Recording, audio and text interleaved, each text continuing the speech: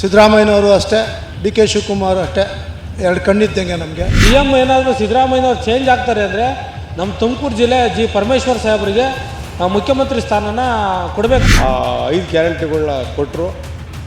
ಕರ್ನಾಟಕದಲ್ಲಿ ಜನ ತುಂಬ ಸುಭಿಕ್ಷವಾಗಿ ಕಾಂಗ್ರೆಸ್ ಬಗ್ಗೆ ಒಳ್ಳೆ ಒಲವಿತ್ತು. CM ಬದಲಾವಣೆ ಅವಶ್ಯಕತೆ ಇಲ್ಲ. ನಮಸ್ತೆ ವೀಕ್ಷಕರೇ, ನಾನು ಚೈತ್ರ.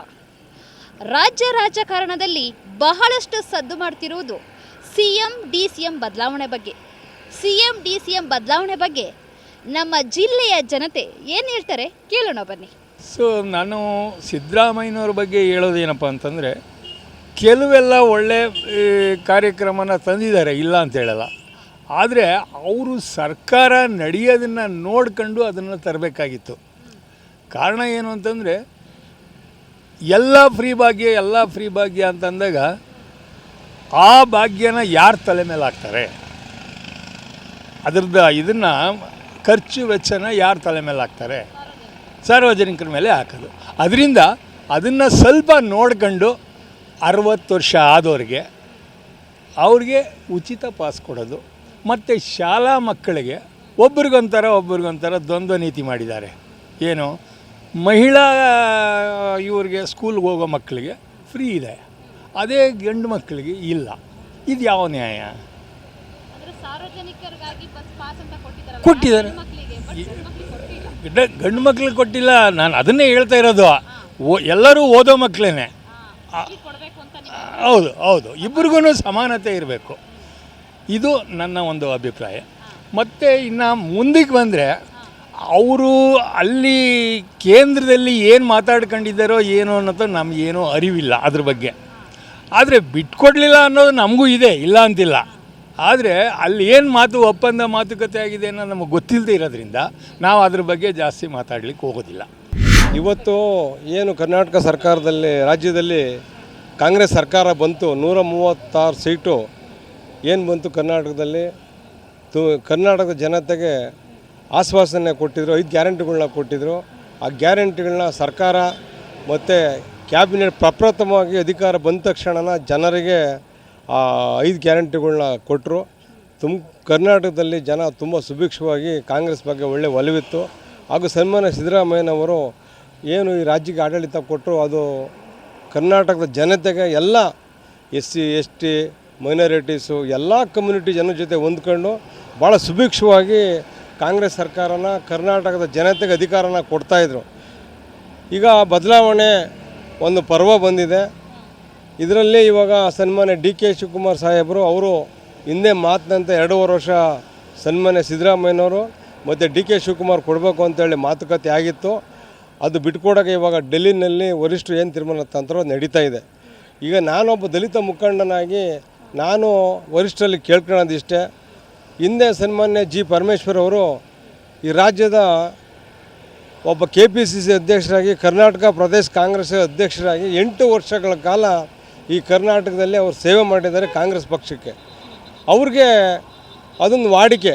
ಕರ್ನಾಟಕದಲ್ಲಿ ಯಾರೇ KPCC ಅಧ್ಯಕ್ಷರಾಗಿರಲಿ ಮುಖ್ಯಮಂತ್ರಿ ಸ್ಥಾನ ಕೊಡೋದು, ಮುಖ್ಯಮಂತ್ರಿ ಮಾಡ್ಬೇಕನ್ನೋದನ್ನ ಒಂದು ವಾಡಿಕೆ ಇದೆ. ಅದೇ ರೀತಿ ಒಬ್ಬ ದಲಿತ ಮುಖಂಡರು ಕರ್ನಾಟಕದಲ್ಲಿ 8 ವರ್ಷ ಸತತವಾಗಿ KPCC ಅಧ್ಯಕ್ಷ ಆಗಿದ್ದರು.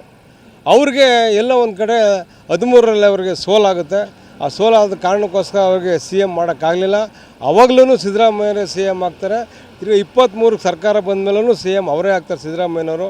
ಈಗ ಬದಲಾವಣೆ ಪರ್ವ ಬಂದಿದೆ. ಈಗ ಡಿ ಕೆ ಶಿವಕುಮಾರ್ ಸಾಹೇಬ್ರಿಗೆ ಕೊಡೋದ ಮತ್ತು ದಲಿತ ಮುಖಂಡರಾದಂಥ ಪರಮೇಶ್ವರಿಗೆ ಕೊಡೋದು ಅಂತ ನಡೀತಾ ಇದ್ದ. ಇಬ್ಬರಿಗೂ ಒಂದೊಂದು ವರ್ಷ ಮಾಡೋದು ಒಳ್ಳೇದು ಅಂದ್ಕೊಂಬಿಟ್ಟಿದ್ದೀವಿ. ಈಗ ಎಲ್ಲ ಕೋಮ್ನವರು ಈಗ ಏನು ಆ ಸಮಾಜದವರು, ಡಿ ಕೆ ಶಿವಕುಮಾರ್ ಸಮಾಜದವರು ನಮ್ಮ ಸಮಾಜಕ್ಕೆ ಕೊಡಲಿಲ್ಲ ಅಂತ ಆ ಜನ ಕೆಟ್ಟದಾಗೋದು ಬೇಡ. ನಾವು ದಲಿತರು ಏನಿದ್ದೀವೋ ಒಬ್ಬ ದಲಿತ ಮುಖಂಡರು ಕೊಡಲಿ ಅಂತ ಆ ಕೆಟ್ಟದಾಗೋದು ಬೇಡ. ಇಬ್ಬರಿಗೂ ಒಂದು ವರ್ಷ ಕೊಟ್ಬಿಟ್ರೆ ಅವಾಗ ಸುಭಿಕ್ಷವಾಗಿ ಕರ್ನಾಟಕ ಸರ್ಕಾರ ಇರುತ್ತೆ ಅಂದ್ಕೊಂಡಿದ್ದೀನಿ. ಹಂಗಾಗಿ ಇಬ್ಬರಿಗೂ ನ್ಯಾಯ ಕೊಡಲಿ, ಅಥವಾ ಯಾರಾದರೂ ಒಬ್ಬರಿಗೆ ಕೊಟ್ಟು ಅದು ಹೆಚ್ಚಿನದಾಗಿ ಮೊದಲನೇದಾಗಿ ಆದ್ಯತೆನ ಜಿ ಪರಮೇಶ್ವರ್ ಸಾಹೇಬ್ರಿಗೆ ಕೊಡಬೇಕು. ನಿಜವಾಗ್ಲೂ ಕಷ್ಟಪಟ್ಟಿದ್ದಾರೆ, ಅವರು ಸಂಘಟನೆ ಮಾಡಿದ್ದಾರೆ. ಅವರು 13ರಲ್ಲಿ ಸಂಘಟನೆ ಮಾಡಿ ಸೋತ ನಂತರ ಕರ್ನಾಟಕ ರಾಜ್ಯದಲ್ಲಿ ಕಾಂಗ್ರೆಸ್ ಸರ್ಕಾರ ತರೋಕ್ಕೆ ಕಾರಣ ಜಿ ಪರಮೇಶ್ವರ್ ಅವರು. ದಲಿತ ಮುಖಂಡರು, ಹಗರಣ ಇಲ್ಲದೆ ಇರ್ತಕ್ಕಂಥ ವ್ಯಕ್ತಿ. ಯಾವುದೇ ಕರಪ್ಟಿವ್ ಇಲ್ಲ, ಯಾವುದೇ ಹಗರಣ ಇಲ್ಲ, ಯಾವುದೋ ಮೋಸ ಇಲ್ಲ, ಯಾವುದೋ ವಂಚನೆ ಇಲ್ಲ. ಸತತವಾಗಿ 3 ಸರಿ ಗೃಹ ಮಂತ್ರಿಗಳಾಗಿ ಈ ಕರ್ನಾಟಕ ರಾಜ್ಯದಲ್ಲಿ ಪ್ರಾಮಾಣಿಕವಾಗಿ ಸೇವೆ ಸಲ್ಲಿಸಿದ್ದಾರೆ. ಹಾಗೂ ಉಪಮುಖ್ಯಮಂತ್ರಿನೂ ಆಗಿದ್ದಾರೆ. ಇಷ್ಟೆಲ್ಲ ಸೇವೆ ಮಾಡ್ಕೊಂಡು 40 ವರ್ಷ 45 ವರ್ಷ ರಾಜಕಾರಣದಲ್ಲಿ ಬಂದಾಗಿದೆ. ಒಂದೇ ಪಕ್ಷ ಕಾಂಗ್ರೆಸ್ ಪಕ್ಷ ನನ್ನ ಜೀವ, ಕಾಂಗ್ರೆಸ್ ಪಕ್ಷ ನನ್ನ ಮನೆ, ಕಾಂಗ್ರೆಸ್ ಕಾರ್ಯಕರ್ತರ ನನ್ನ ಅಣ್ಣ ತಮ್ಮದಿರು ಅಂತೇಳಿ ಈ ಕರ್ನಾಟಕದಲ್ಲಿ ಅವರು ಇವತ್ತು ಜನಸೇವೆ ಮಾಡ್ತಾರೆ. ನಿಜಕ್ಕೂ ಆ ಥರದ ಪ್ರಾಮಾಣಿಕರಿರ್ತಕ್ಕಂಥ ವ್ಯಕ್ತಿ ಇವತ್ತು ಮುಖ್ಯಮಂತ್ರಿ ಆಗಬೇಕು. ಅದು ನಮ್ಮೆಲ್ಲರ ಅನಿಸಿಕೆ. ಏನು ದಲಿತರಿದ್ದೀವಿ ಈ ರಾಜ್ಯದಲ್ಲಿ ಹೆಚ್ಚು ಕಡಿಮೆ ನಾವು 2.5-3 ಕೋಟಿ ಜನಸಂಖ್ಯೆ ಇದ್ದೀವಿ. ನಾವೆಲ್ಲರ ಆಸೆ ಏನು ಅಂತಂದರೆ ಜಿ ಪರಮೇಶ್ವರ್ ಅವರು ಈ ರಾಜ್ಯದ ಮುಖ್ಯಮಂತ್ರಿಯಾಗಿ ಮುಂದೆ ಸರ್ಕಾರ ಬರೋಕ್ಕೆ ನಿಜಕ್ಕೂ ಒಳ್ಳೆ ಅನುಕೂಲ ಆಗ್ತದೆ ಅಂದ್ಕೊಂಡಿದ್ದೀನಿ. ಇವ್ರ ಕಾಲದಲ್ಲೇ ಒಳ ಮೀಸಲಾತಿನೂ ಆಯಿತು. ಹಂಗಾಗಿ ಎಲ್ಲ ದಲಿತರು ಒಂದಾಗಿದ್ದೀವಿ, ಒಗ್ಗಟ್ಟಾಗಿದ್ದೀವಿ. ಜಿ ಪರಮೇಶ್ವರ್ ಸಾಹೇಬರಿಗೆ ಮುಖ್ಯಮಂತ್ರಿ ಆದರೆ ಈ ಕರ್ನಾಟಕದಲ್ಲಿ ಇನ್ನೂ ಮುಂದೆ ಸರ್ಕಾರ ಬರೋಕ್ಕೆ ದಾರಿ ಆಗುತ್ತೆ ಅಂತೇಳಿ ನಾನು ಹೇಳೋಕ್ಕೆ ಇಷ್ಟಪಡ್ತೀನಿ. ಏನಿಲ್ಲ, ಪಕ್ಷದ ಇದ್ರ ಪ್ರಕಾರ ಅವರು ಪಕ್ಷದ KPCC ಪ್ರೆಸಿಡೆಂಟ್ ಆಗಿ ಭಾಳ ವರ್ಷಗಳ ಕಾಲ ಇದ್ದಾರೆ. ಅವ್ರಿಗೂ ಪಕ್ಷಕ್ಕೋಸ್ಕರ ತ್ಯಾಗ ಮಾಡಿದ್ದಾರೆ. ಅವರು ಒಂದು ಬಾರಿ ಮುಖ್ಯಮಂತ್ರಿ ಆಗಬೇಕು ನಮ್ಮ ಆಸೆ. ಮುಖ್ಯ ಆಗಬೇಕು ಅನ್ನೋದು ನಮ್ಮ ಆಸೆ. ಅಭಿವೃದ್ಧಿ ಅಂದರೆ ಸರ್ಕಾರದ ಗ್ಯಾರಂಟಿ ಪ್ರೋಗ್ರಾಮಲ್ಲಿ ಭಾಳ ಎಫೆಕ್ಟಿವ್ ಆಗಿದೆ. ಭಾಳ ಬಿಲೋ ದಿ ಪಾವರ್ಟಿ ಲೈನು ಭಾಳ ಕೆಲಸ ಮಾಡಿದ್ದಾರೆ ಪಕ್ಷ. ಹಂಗಾಗಿ ಕೆಲಸ ಮಾಡ್ತಾರೆ, ಹಂಗಾಗಿ ಇದಾಗಿದೆ. ಸಿಎಂ ಸಿದ್ದರಾಮಯ್ಯನವರು ಇಷ್ಟು ವರ್ಷ ಅವರು ಕೆಲಸ ಮಾಡಿದ್ರು, ತೃಪ್ತಿ ಇದೆ. ಈಗ ನೆಕ್ಸ್ಟ್ ಆಗಬೇಕು ಸಿಎಂ DCM ಅಂದ್ರೆ ಯಾರು ಹೇಳೋದಕ್ಕೆ ಇಷ್ಟಪಡ್ತೀರಾ? DK ಶಿವಕುಮಾರ್ ಏನಾಗಬೇಕು? ಮುಖ್ಯಮಂತ್ರಿ ಆಗಬೇಕು. ತುಂಬಾ ಖುಷಿ ಅವರು ಮುಖ್ಯಮಂತ್ರಿ ಆದ್ರೆ ನೀವು ಏನೇನೆಲ್ಲ ಅಭಿವೃದ್ಧಿ ಅವ್ರು ಮಾಡಬೇಕು ಅಂತ ಎಕ್ಸ್ಪೆಕ್ಟ್ ಮಾಡ್ತೀರಾ? ನಮಗೆ ನಾಗರಿಕ ಸೌಲಭ್ಯಗಳನ್ನ ಹೆಚ್ಚು ಕೊಡಬೇಕು ಸಾಮಾನ್ಯ ಜನಗಳಿಗೆ. ಆಮೇಲೆ ರಾಜ್ಯನ ಮುನ್ನಡೆಸ್ಕೊಂಡು ಹೋಗ್ಬೇಕು ಅಭಿವೃದ್ಧಿ ಕೆಲಸದಲ್ಲಿ.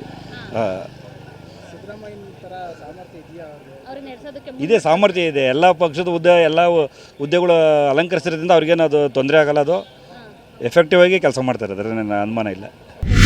CM ಬದಲಾವಣೆ ಆಗೋದ್ರಿಂದ ಈ ರಾಜ್ಯದಲ್ಲಿ ಕಾಂಗ್ರೆಸ್ಸು ಇನ್ನೊಂದು 6 ತಿಂಗಳಲ್ಲಿ ಪತನವಾಗುತ್ತೆ. ಎರಡನೇದು, ಈ ದೇಶದಲ್ಲಿ ಕಾಂಗ್ರೆಸ್ಸು ಇದುವರೆಗೂ ದೇಶದ ತಳ ಸಮುದಾಯಗಳನ್ನು ಶೋಷಣೆ ಮಾಡ್ತಲೇ ಬಂದಿದೆ. ಮೊದಲು ಮಾಡ್ತಾಯಿತ್ತು, ಈಗಲೂ ಮಾಡ್ತಾಯಿದೆ. ಈ ಕೋಚ್ ಮೊಸರು ತಿಂದು ಮೇಕೆಬಾಯಿಗೆ ಒರೆಸ್ದಂಗೆ ಇವರು ದಲಿತರ ಮೀಸಲಾತಿ, ದಲಿತರಿಗೆ ಆ ಉಚಿತ ಯೋಜನೆಗಳು ಅವು ಇವು ಅಂತ ಹೇಳ್ಕೊಂಡು ಇವರ ಅಧಿಕಾರ ಉಳಿಸ್ಕೊಳ್ಳೋಕ್ಕೋಸ್ಕರ ಈ ರಾಜ್ಯದಲ್ಲಿ ಒಂದು ಗುಲಾಮಗಿರಿ ಪದ್ಧತಿನ ಬೇರೆ ರೀತಿ ಜಾರಿ ಮಾಡ್ತಾ ಅಧಿಕಾರ ನಡೆಸ್ತಾ ಇದ್ದಾರೆ. ಸಿದ್ದರಾಮಯ್ಯ ಬದಲಾವಣೆ ಆಗೋದ್ರಿಂದ ಇನ್ನು 6 ತಿಂಗಳಲ್ಲಿ ಈ ರಾಜ್ಯದಲ್ಲಿ ಕಾಂಗ್ರೆಸ್ ಪತನ ಆಗುತ್ತೆ. ಮತ್ತು ಮುಂದೆ ಏನಾದರೂ ಸಿದ್ದರಾಮಯ್ಯನ ಬಿಟ್ಟು DK ಶಿವಕುಮಾರ್ ಅಥವಾ ಬೇರೆ ಯಾರನ್ನೇ ಮುಖ್ಯಮಂತ್ರಿ ಮಾಡಿದರು ಅದು ಅವನತಿಯ ಮೂಲ ಅಂತ ಹೇಳಿ ನಾನು ಭಾವಿಸ್ತಾ ಇದ್ದೀನಿ. ನಮಗೆ ನಿರೀಕ್ಷೆ ಏನಿಲ್ಲ. ಯಾಕೆ ಅಂತಂದರೆ ಇವರು ಮೊದಲೇ ಎಲ್ಲ ತಂತ್ರಗಳನ್ನ ಮಾಡ್ಕೊಂಡು ಅಧಿಕಾರ ಮಾಡ್ತಾ ಇದ್ದಾರೆ. ಅವರಿಂದ ಎಕ್ಸ್ಪೆಕ್ಟ್ ಮಾಡೋದೇನೂ ಇಲ್ಲ. ಇವರೇನು ಒಳ ಮೀಸಲಾತಿ ಮತ್ತು ಮಹಿಳಾ ಮೀಸಲಾತಿಗಳು ಇದಾವಲ್ಲ, ಇವನ್ನ ಕಟ್ಟುನಿಟ್ಟಾಗಿ ಜಾರಿ ಮಾಡಿ ಸಮಾಜ ನಿರ್ಮಾಣ ಮಾಡಲಿಕ್ಕೆ ಶ್ರಮಿಸ್ಲಿ ಅಂತೇಳಿ ನಾನು ಆಶಿಸ್ತೀನಿ. ಸಿದ್ದರಾಮಯ್ಯವ್ರ ಬಗ್ಗೆ ಹೇಳಬೇಕು ಅಂದರೆ ಕೆಲವರು ಈಗ ಪ್ರೈವೇಟು ಬಸ್ಗಳವರು, ಪ್ರೈವೇಟ್ ವಾಹನಗಳವರೆಲ್ಲ ಅವರು ಹೊರಟೋದ್ರು. ಅವರಿಂದ ಯಾರಿಗೂ ಉಪಯೋಗ ಏನಿಲ್ಲ. ಯಾರು ಬರೀ ಇದಕ್ಕೆ ಉಪಯೋಗ ಇರಬೇಕಷ್ಟೇ. ಬೇರೆ ಜನಗಳಿಗೆ ಮಧ್ಯಮದವ್ರಿಗೆ ಏನು ಉಪಯೋಗ ಇಲ್ಲ. ಸ್ತ್ರೀಶಕ್ತಿ ಅಂತ ಹೇಳಿ ಮಾಡಿಬಿಟ್ಟು ಬಸ್ಸೆಲ್ಲ ಫ್ರೀ ಬಿಟ್ಬಿಟ್ಟು ಆಟೋದವರು ಮತ್ತು ಪ್ರೈವೇಟ್ ಬಸ್ಸವರು ಅವ್ರ ಮನೆಗಳೆಲ್ಲ ಹೋದ್ವು. ಈಗೇನು ಮಾಡ್ಬೇಕಂದ್ರೆ ಅವ್ರು ಏನನ್ನ ಬೇರೆ ದಾರಿ ಇಟ್ಕೊಬೇಕು. ಸಿದ್ದರಾಮಯ್ಯರಿಂದೇನು ಅನುಕೂಲ ಆಗ್ತಿಲ್ಲ ಜನಗಳಿಗೆ. ಇಲ್ಲಿ ಯಾವುದೇ ರೋಡ್ಗಳೆಲ್ಲ ಅದೇ ರೋಡ್ ಇವೆ, ಅದೇ ಇದೆ, ಎಲ್ಲ ಅದೇ ಸ್ಕೂಲುಗಳು ಏನು ಎಲ್ಲ ಬರೀ ಪ್ರೈವೇಟ್ ಸ್ಕೂಲ್ಗಳೇ ಮಾಡ್ತಾವ್ರೆ. ನಮಗಾಗಿಲ್ಲ, ನಮಗೆಲ್ಲ ಬೇರೆಯವ್ರಿಗೆಲ್ಲ ಆಗೈತೆ ಅಷ್ಟೇ. ಬರೀ ಮಹಿಳೆಯರಿಗೆ ಅನುಕೂಲ ಆಗೈತೆ ಅಷ್ಟು ಬಿಟ್ಟರೆ ಅವರೇ ಅದು ಬೇರೆ ಕಡೆಯಿಂದ ತಾಂತಾರಲ್ಲ. ಅವರಿಂದ ಕೊಟ್ಬಿಟ್ಟು ಅವ್ರಿಗೆ ಕೊಟ್ಬಿಟ್ಟು ನಮ್ಮ ಹತ್ರ ವಾಪಸ್ ತಗೊಂಡ್ರೆ ಅದೇನು ಕೊಟ್ಟಂಗಾಯ್ತು? ಅದೇನು ಕೊಟ್ಟಂಗೆ ಆಗಲಿಲ್ಲ. ಯಾವುದೇ ಬದಲಾವಣೆ ಏನು ಕಾಣ್ತಾ ಇಲ್ಲ. ಬದಲಾವಣೆ CM ಬದಲಾವಣೆ ಆಗಬೇಕು. ಕುಮಾರಸ್ವಾಮಿ ಆಗ್ಬೇಕಂತ. ಕುಮಾರಸ್ವಾಮಿ ಆಗಬೇಕು. ಅಭಿವೃದ್ಧಿಯಲ್ಲಿ ಇವೆಲ್ಲ ಸುಮ್ಮನೆ ಇದ್ರ ಯೋಜನೆಗಳನ್ನೆಲ್ಲ ಕೊಟ್ಟು ಜನಗಳನ್ನೆಲ್ಲ ಅಡ್ಡದಾರಿ ಮಾಡ್ತಾರೆ. ಸುಮ್ಮನೆ ಏನಕ್ಕೂ ಪ್ರಯೋಜನ ಇಲ್ಲ. ಇದು ಯಾವುದನ್ನು ಅಭಿವೃದ್ಧಿ ಕೆಲಸ ಮಾಡಿ ಬಿಟ್ಬಿಟ್ಟು ಇವನ್ನೆಲ್ಲ ಬರೀ ಇದು ಶಕ್ತಿ ಯೋಜನೆ ಅದೇನೇನೋ ಇದೊಂದು ತಾಲೆ ರೇಷನ್ನು ಕಮ್ಮಿ ಮಾಡವ್ರಿ. ರೇಷನ್ನು ಕೊಡ್ತಾಯಿಲ್ಲ ಅಲ್ಲಿ. ಅದು 2 ಕೆ ಜಿ ಕೊಡ್ತಾರೆ, ಯಾರು ಸೆಂಟ್ರಲ್ನಿಂದ ಕೊಡ್ತಾರೆ ಅಂತಾರೆ. ಯಾರು ಕೊಡ್ತಾರೋ ಅನ್ನೋ ಮಧ್ಯಮದವ್ರಿಗೆ ಏನು ಅನ್ಕೊಂಡಿಲ್ಲ. ತಂದಿಲ್ಲ, ಖಂಡಿತ ತಂದಿಲ್ಲ. ಬದಲಾವಣೆ ಬಯಸ್ತೀವಿ. CM ಬದಲಾವಣೆ ಆಗಿರೋದು ಒಳ್ಳೆಯದು. ಯಾಕಂತಂದರೆ ಹೊಸ ಗಾಳಿ ಬೀಸಬೇಕಂತ. ಯಾಕಂದರೆ ಒಬ್ಬರ ಆಡಳಿತದಾಗೆಲ್ಲ 3 ವರ್ಷದ ಅವ್ರು ಹಿಂದೆ 5 ವರ್ಷ ಇದ್ದರು, 8 ವರ್ಷದ ಆಡಳಿತ ಮಾಡ್ಯಾರ. ಅವರು ಸಿದ್ದರಾಮಯ್ಯನೂ ಉತ್ತಮ ಆಡಳಿತ ಕೊಟ್ಟವ್ರೆ. ಜನರಿಗೆ ಆಗ್ತಕ್ಕಂಥ ಸೌಲಭ್ಯನ ಕೊಟ್ಟರೆ. ಎಲ್ಲ ಜಾತಿ ಧರ್ಮದನ್ನ ಹೊಂದಾಣಿಕೆ ತಗೊಂಡೋಗೋದ್ರ ಮೂಲಕ ರಾಜ್ಯಕ್ಕೆ ಒಳ್ಳೆ ಇದನ್ನು ಕೊಡೋದ್ರ ಮಾಡೋದಕ್ಕೆ ಗ್ಯಾರಂಟಿ ಕೊಡೋದ್ರ ಮೂಲಕ ಒಳ್ಳೆ ಇದಕ್ಕೆ ಮಾಡಿದ್ದಾರೆ. ಈಗ ಸ್ವಲ್ಪ ಇವರು ಸಿದ್ದರಾಮಯ್ಯನ ಕಾಲದಲ್ಲಿ ಸ್ವಲ್ಪ ಕೆಲವರ ಆಡಳಿತ ಕೈಯಲ್ಲಿತ್ತು, ಕೆಲವರು ಮಾತ್ರ ಕೈಯಲ್ಲಿತ್ತು. ಈಗ DK ಬದಲಾಗಿರೋದ್ರಿಂದ ಬದಲಾವಣೆಯಿಂದ ಸರ್ಕಾರದ ಆಡಳಿತ ವರ್ಗನೂ ಬದಲಾಗಬೇಕು. DK ಶಿವಕುಮಾರ್ಗೂ ಅನುಭವ ಇದೆ. ಹಾಗಾಗಿ ಎಲ್ಲರನ್ನೂ ಒಟ್ಟಿಗೆ ತಗೊಂಡು, ಈಗ ಏನು ಕೆಲವು ಇಲಾಖೆಗಳಲ್ಲಿ ಅನುದಾನ ಬರ್ತಿರಲಿಲ್ಲ, ಅನುದಾನ ತರಿಸೋದ್ರ ಮೂಲಕ ಎಲ್ಲ ಜನಾಂಗದವ್ರನ್ನೂ ಒಟ್ಟಿಗೆ ತಗೊಂಡೋದ್ರ ಮೂಲಕ ನಾಡಿನಲ್ಲಿ ಒಂದು ಶಕ್ತಿ ತುಂಬೋದ್ರ ಮೂಲಕ ಕೆಲವು ಇಲಾಖೆಯಲ್ಲಿ ಗಟ್ಟಿ ನಿಲುವನ್ನು ತಗೊಂತಿರ್ಲಿಲ್ಲ ಸಿದ್ದರಾಮಯ್ಯ. ಈಗ ಉದಾಹರಣೆಗೆ ಸದಾಶಿವ ಆಯೋಗದ ನಾಗಮೋಹನ್ ದಾಸ್ ಆಯೋಗದ ವರದಿ ಬಗ್ಗೆ ಗಟ್ಟಿ ನಿಲುವನ್ನು ತಗೊಳ್ಳಿಲ್ಲ. ಹಿಂದುಳಿದ ವರ್ಗದ ಕಾಂತರಾಜು ವರದಿ ಬಗ್ಗೆ ಒಂದು ಗಟ್ಟಿ ನಿಲುವನ್ನು ತಗೊಳ್ಳಿಲ್ಲ. ಈ ರೀತಿ ಇವನ್ನ ಒಂದು ಆಯೋಗಗಳ ರಚನೆ ಆದಂಥ ಸಂದರ್ಭದಲ್ಲಿ ಗಟ್ಟಿ ನಿಲುವನ್ನು ತಗೊಳ್ಳಿಲ್ಲ. ಇವರು ಅಂಥ ಒಂದು ಕ್ರಾಂತಿಕಾರಿ ಸಮಸ್ಯೆಗಳೇನಿದಾವೆ ಅವನ್ನ ತಗೊಂಡು ಉತ್ತಮವಾದ ಆಡಳಿತ ಮಾಡೋದ್ರ ಮೂಲಕ ಉತ್ತಮವಾದ ಒಂದು ಸೇವೆ ಮಾಡಲಿ ಅಂತ ಹೇಳೋದಕ್ಕೆ ಬಯಸ್ತಾರೆ. DCM ಅಂತಂದ್ರೆ ಭಾಳ ಜನ ಇದ್ದಾರೆ ಸೀನಿಯರ್ಸು. ಪರಮೇಶ್ ಆಗಿರ್ಬೋದು, ಮುನಿಯಪ್ಪ ಆಗಿರ್ಬೋದು, ಇನ್ನು ಜಾರಕಿಹೊಳಿ ಅವರಾಗಿರ್ಬೋದು, ಈ ಥರದವ್ರು. ಅಂದರೆ ಈಗ ಆಗಿರೋರು ಬಿಟ್ಟು ಜಾರಕಿಹೊಳಿ ಆಗ್ಬೋದು, ಡಾಕ್ಟರ್ ಪರಮೇಶ್ ಅವರು ಅಲ್ಲೇ ಒಂದು ಸತಿ ಉಪಮುಖ್ಯಮಂತ್ರಿ ಆಗವ್ರೆ. ಈಗಾಗಲೇ ಜಾರಕಿಹೊಳಿ ಅವರು ಭಾಳ ಅನುಭವ ಇದೆ. MB ಪಾಟೀಲ್ ಇವ್ರನ್ನ ಬಿಟ್ಟು ಹೊಸಬರನ್ನ ಯಾರನ್ನಾರನ್ನು DCMಗೆ ತಗೊಂಬಂದರೆ ಅವ್ರು ಸ್ವಲ್ಪ ಬದಲಾವಣೆ ಮಾಡ್ಬೋದು. ಅಂದರೆ ಅಭಿವೃದ್ಧಿ ಬಗ್ಗೆ ಹೊಸ ಯೋಜನೆ. ಈಗ ಏನು ಆ ಯೋಜನೆನೇ ಈಗ ಸರ್ಕಾರದ ಯೋಜನೆ ಏನಿದೆ ಒಂದು ಕ್ರಾಂತಿಕಾರಿ. ಈಗ ಕಂದಾಯ ಇಲಾಖೆಯಲ್ಲಿ ತರ್ತಕ್ಕಂಥ ಒಂದು ಕ್ರಾಂತಿಕಾರಿ ಹೆಜ್ಜೆ ಇದೆಯಲ್ಲ, ಕಂದಾಯ ಸಚಿವರು ಏನು ತಂದಿದ್ದಾರೆ ಆ ರೀತಿ ಒಂದು ಕ್ರಾಂತಿಕಾರಿ ಹೆಜ್ಜೆನ ಇಡೋದ್ರ ಮುಖ ಅಂಥವ್ರನ್ನ ಹೊಸಬರು ಅದನ್ನ ತರೋದಕ್ಕೆ ಅನುವು ಮಾಡಿಕೊಡ್ಬೇಕು. CM ಬದಲಾವಣೆ ಅವಶ್ಯಕತೆ ಇಲ್ಲ. ಕಾರಣ ಯಾಕೆ ಅಂತ ಅಂದರೆ ಯಾವತ್ತಿಂದಲೂ ಕೂಡ ಮಾನ್ಯ ಮುಖ್ಯಮಂತ್ರಿಗಳು ಕೂಡ ಜನಸಾಮಾನ್ಯವಾಗಿ ಕೆಲಸ ಮಾಡ್ಯವ್ರೆ. ಎಲ್ಲರೂ ಕೂಡ ಹೊಂದಾಣಿಕೆ ಮಾಡ್ಕೊಂಡು ಸರ್ಕಾರ ರಚನೆ ಮಾಡ್ಕೊಂಡು ಹೋಗ್ತಾವ್ರೆ. ಆದರೂ ಕೂಡ ಈಗ ಹೊಸದಾಗಿ ಬದಲಾವಣೆ ಮಾಡ್ತೀನಿ ಅಂದರೆ ಜನಸಾಮಾನ್ಯರು ಅಷ್ಟು ಸುಲಭವಾಗಿ ಒಪ್ಪ ಅಂಥದ್ದು ಅಲ್ಲ. ಇದು ಸಾಮಾಜಿಕವಾಗಿ ಎಲ್ಲರೂ ಮೆಚ್ಚಬೇಕು. ಆ ಥರ ಎಲ್ಲದು ಒಂದು ಬಜೆಟ್ ಆಗಲಿ ಜನಗಳ ಬಗ್ಗೆ ಎಲ್ಲ ಒಳ್ಳೆ ಹೆಸರು ಪಡೆದವರೇ ಯಾರು ಮಾನ್ಯ ಸಿದ್ದರಾಮಯ್ಯವರು. ಆದ್ದರಿಂದ ಇವರು ಈಗ ಹೊಸದಾಗಿ DK ಶಿವಕುಮಾರನ ಮಾಡಬೇಕು ಅಂತ ಹೇಳ್ತಾರೆ. ನಾವು ಹೇಳೋಂಥದ್ದು ಏನು ಅಂದರೆ ದಲಿತ CM ಬಗ್ಗೆ ಕೂಗೈತೆ, ಡಾಕ್ಟರ್ G ಪರಮೇಶ್ವರನ್ನು ಮಾಡಿ ಅಂತ ನಮ್ಮ ಒತ್ತಾಯ.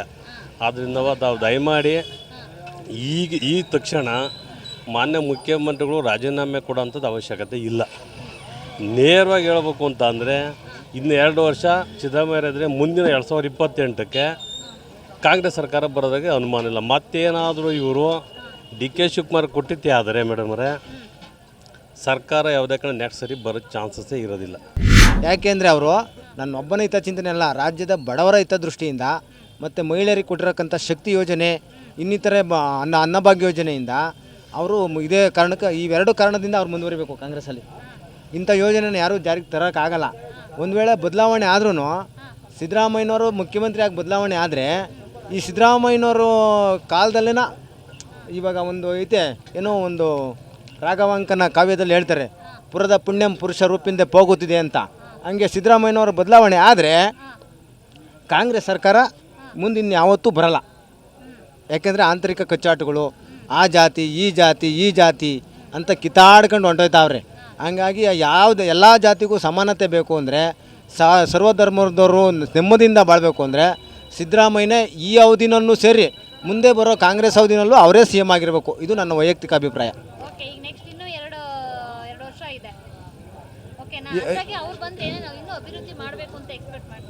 ಮಾಡಬಹುದು ನಿಮಗೆಲ್ಲ ಸಾರ್ವಜನಿಕರಿಗೆ? ಅವರು ಈಗ ಆಗಲೇ ಇರೋ ಯೋಜನೆ ಮುಂದುವರಿಸೋ ಜೊತೆಗೆ ಇನ್ನೂ ಅನೇಕ ಯೋಜನೆಗಳನ್ನ ಬಡವ್ರ ಪರವಾಗಿ ಜಾರಿಗೆ ತರಬೇಕು ಅಂತ ಅವರ ಚಿಂತನೆ ಅದೇ. ಅದೆಲ್ಲ ಇದು ಆಡಳಿತದಲ್ಲಿ ಅಳವಡಿಸ್ಕೋಬೇಕು ಅಂದರೆ ಅವ್ರಿಗೆ ಅವಕಾಶ ಮುಂದುವರಿಸೋದು ತುಂಬ ಒಳ್ಳೆಯದು. ಈಗ CM ಬದಲಾವಣೆ ಅಂದರೆ ನಮಗೆ ಸಿದ್ದರಾಮಯ್ಯನವ್ರ ಬಗ್ಗೆ ಯಾವುದೇ ವಿರೋಧ ಇಲ್ಲ. ಸಿದ್ದರಾಮಯ್ಯನವರು ಮುಂದುವರಿಯೋದಾದರೆ ಅವರೇ ಮುಂದುವರಿಲಿ. ಯಾಕೆಂದರೆ ಇಡೀ ರಾಜ್ಯದಲ್ಲಿ ಜನಪ್ರಿಯ ನಾಯಕ, ಇಡೀ ರಾಜ್ಯ ಕಂಡಂಥ ಉತ್ತಮವಾದ ನಾಯಕ. ಆಮೇಲೆ ಬಡವ್ರ ಪರವಾಗಿ, ದಲಿತರ ಪರವಾಗಿ, ರೈತರ ಪರವಾಗಿ ಹಲವಾರು ಯೋಜನೆಗಳನ್ನು, ಭಾಗ್ಯಗಳನ್ನ ಕೊಟ್ಟಂಥ ಭಾಗ್ಯಗಳ ಸರದಾರ ಅನ್ನರಾಮಯ್ಯ ಅಂತೇಳಿ ಪ್ರಸಿದ್ಧಿ ಪಡೆದಿರ್ತಕ್ಕಂಥ ಸಿದ್ದರಾಮಯ್ಯನವರು ಮುಂದುವರಿಯೋದಿದ್ರೆ ಮುಂದುವರಿಲಿ, ನಮ್ಮದೇನು ಅದ್ರಾಗೆ ತಂಟೆ ತಕರಾರಿಲ್ಲ.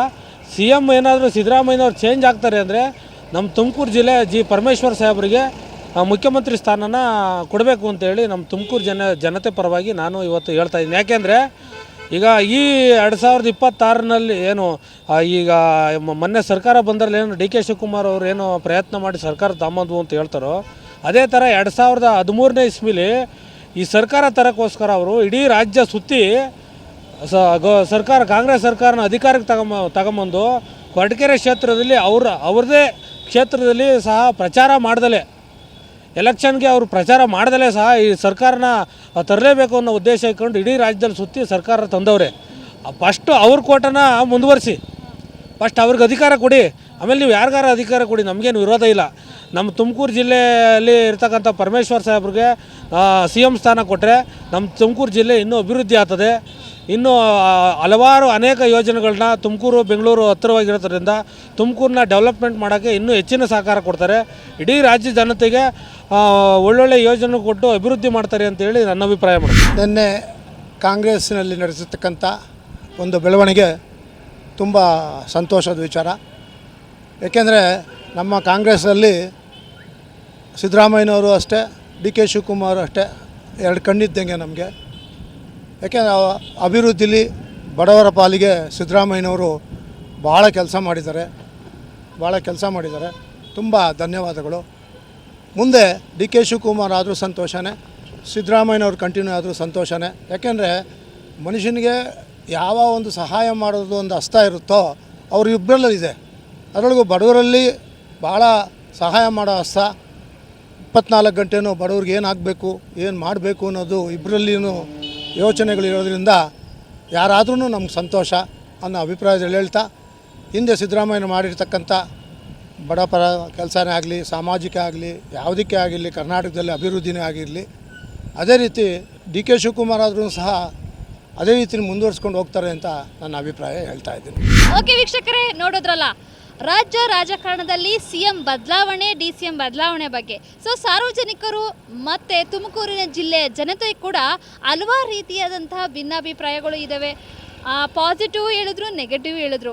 ಯಾರು ಆಗ್ತಾರೆ CM DCM ಅಂತ ಕಾದು ನೋಡೋಣ. ಕ್ಯಾಮ್ರಾ ಪರ್ಸನ್ ಸುನಿಲ್ ಜೊತೆ ನಾನು ಚೈತ್ರ.